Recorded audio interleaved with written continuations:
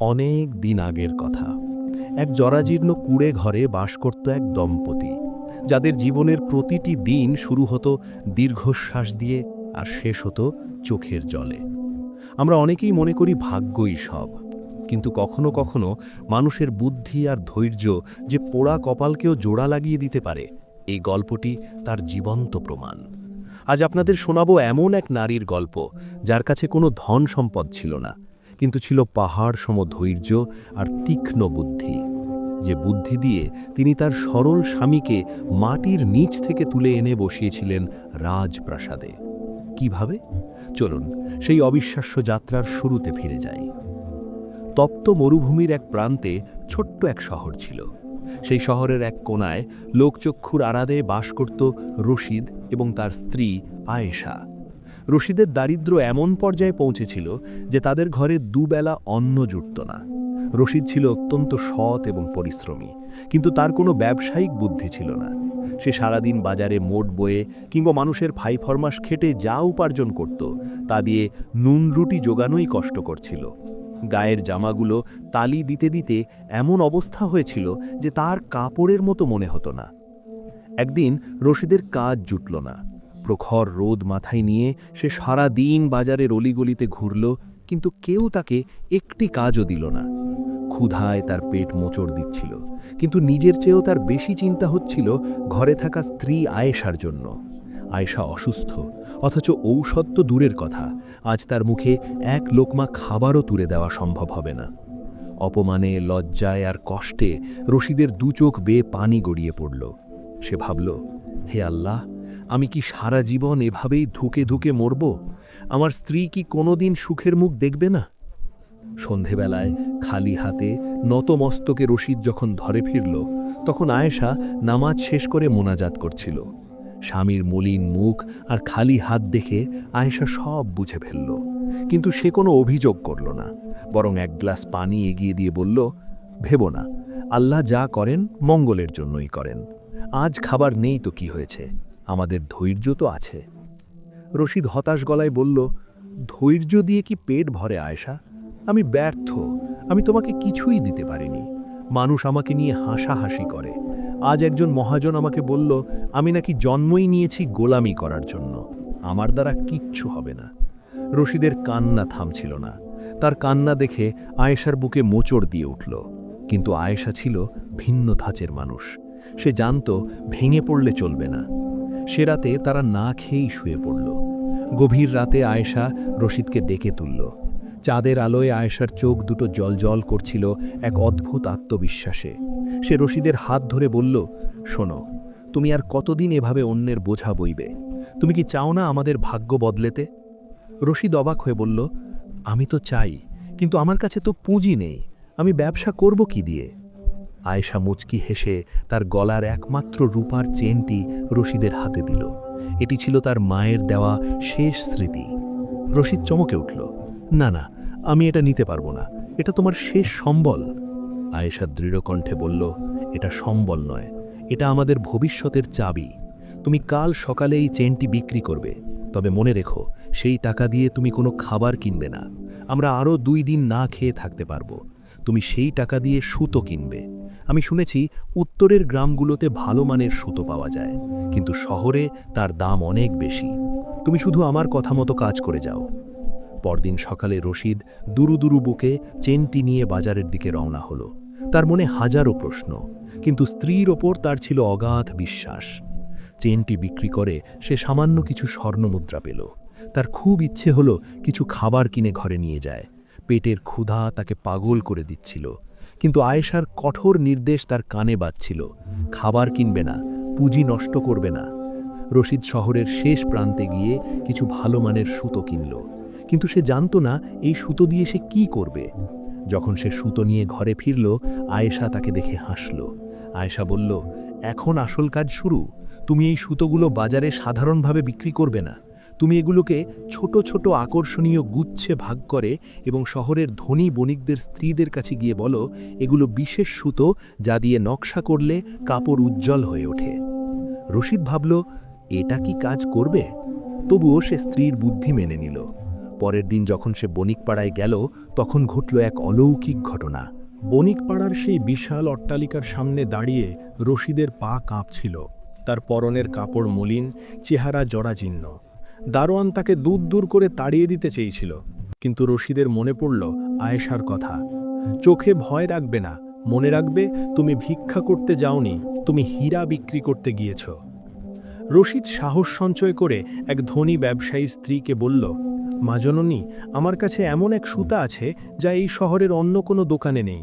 এই সুতা দিয়ে কাপড় বুনলে তা রাতের আধারেও জোনাকির মতো জ্বলবে। কথাটি পুরোপুরি সত্য ছিল না, কিন্তু সুতাগুলোর গুণমান আসলেই খুব ভালো ছিল এবং রশিদের উপস্থাপনা ছিল আয়েশার শিখিয়ে দেওয়া। ব্যবসায়ীর স্ত্রী কৌতূহলী হয়ে সুতাগুলো দেখলেন এবং সাধারণ দামের চেয়ে 3 গুণ বেশি দামে সেগুলো কিনে নিলেন। সেই বিকেলে রশিদ যখন ঘরে ফিরল, তার হাতে ছিল চাল, ডাল আর কিছু তরতাজা সবজি, আর পকেটে ছিল মূলধনের চেয়েও বেশি লাভ্যাংশ।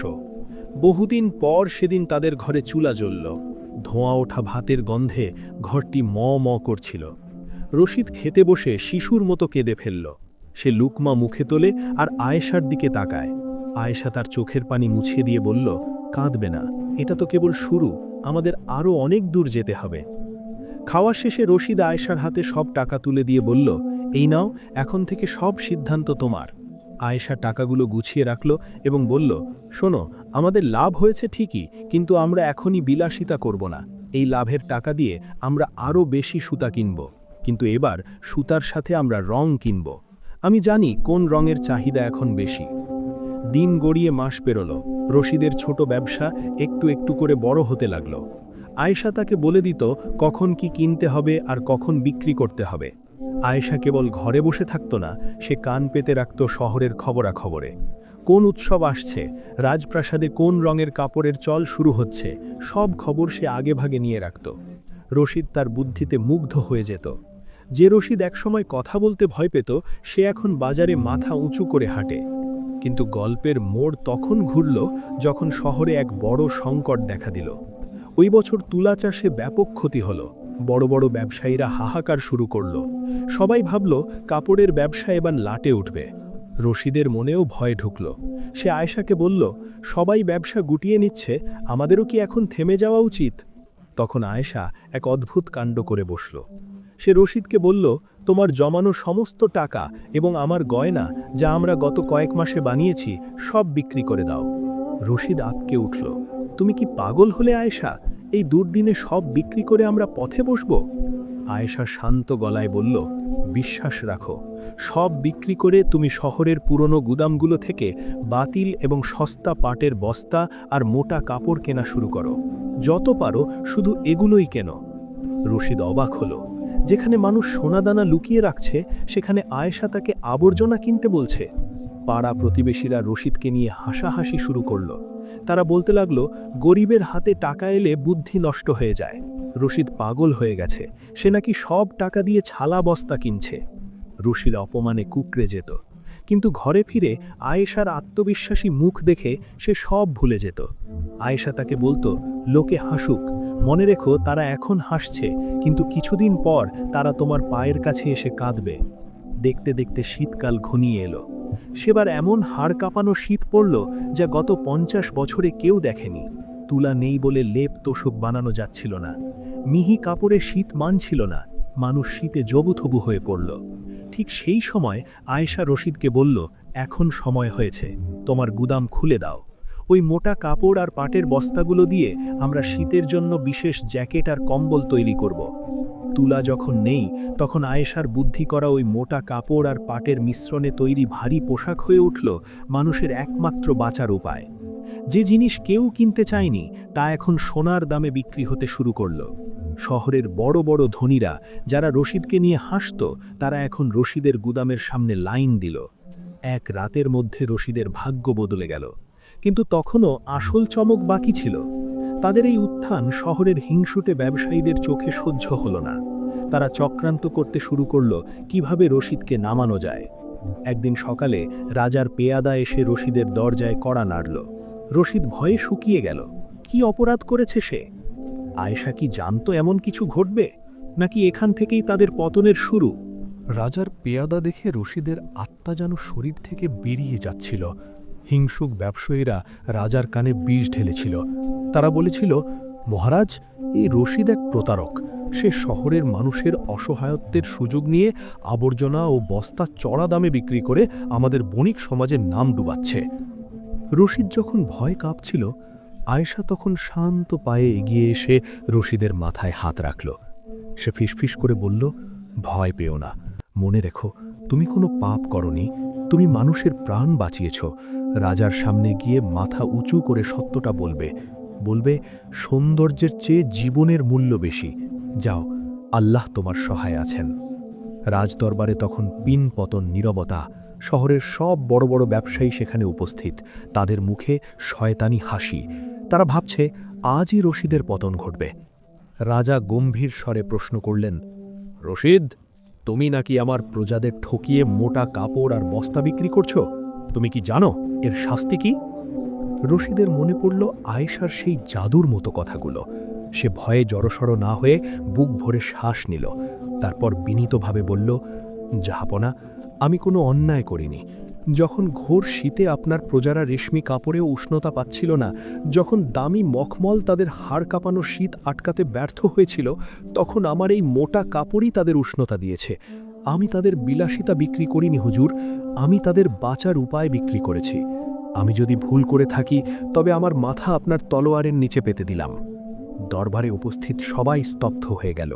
কেউ ভাবেনি সামান্য এক হকার রাজার চোখের দিকে তাকিয়ে এমন কথা বলতে পারে। রাজা কিছুক্ষণ চুপ করে রইলেন, তারপর সিংহাসন ছেড়ে উঠে দাঁড়ালেন।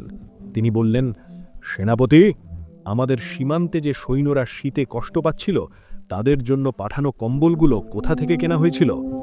সেনাপতি কুর্নিশ করে বলল, জাহাপনা, অন্য কোনো ব্যবসায়ী যখন সাহায্য করতে এগিয়ে আসেনি, তখন এই রশিদের গুদাম থেকেই আমরা সেই মোটা কাপড়গুলো সংগ্রহ করেছিলাম।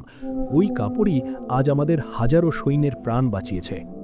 রাজার মুখে হাসি ফুটল। তিনি ব্যবসায়ীদের দিকে তাকিয়ে বললেন, তোমরা যারা নিজেদের ধনী এবং অভিজাত মনে করো, তোমরা কেবল নিজেদের লাভের কথাই ভেবেছ, আর এই সাধারণ মানুষটি আমার রাজ্য এবং প্রজাদের কথা ভেবেছে। আজ থেকে রশিদ শুধু শহরের সেরা ধনীই নয়, সে আমার প্রধান রাজকীয় ব্যবসায়ী হিসেবে নিযুক্ত হল। হিংসুক ব্যবসায়ীদের মুখ চুনকালি হয়ে গেল। রশিদ রাজদরবার থেকে যখন বের হলো, তখন সে আর সেই ভীতু রশিদ নেই। তার সম্মান, তার মর্যাদা আজ আকাশ ছোঁয়া। সন্ধ্যায় রশিদ যখন বাড়ি ফিরল, তার সাথে ছিল রাজকীয় ঘোড়াসওয়া আর উপঢৌকন। কিন্তু রশিদ সেদিকে ফিরেও তাকালো না। সে সোজা দৌড়ে গেল তার সেই পুরনো ঘরের ভেতরে, যেখানে জায়নামাজে বসে আয়েশা তার জন্য দোয়া করছিল।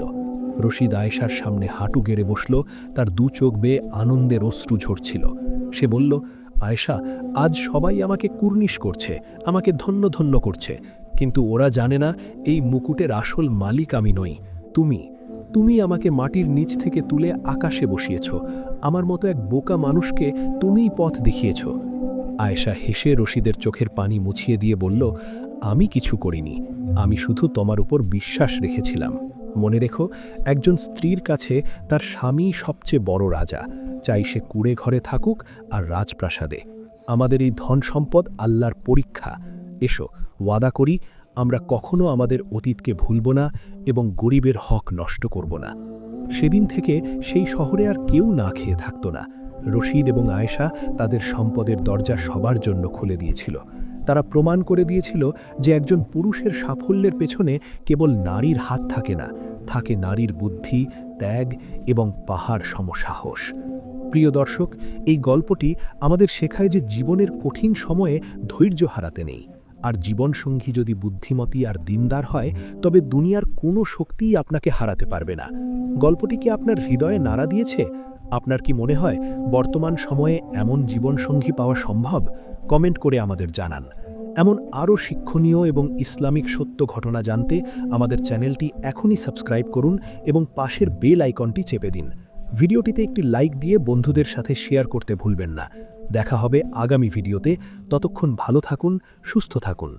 আল্লাহ হাফেজ।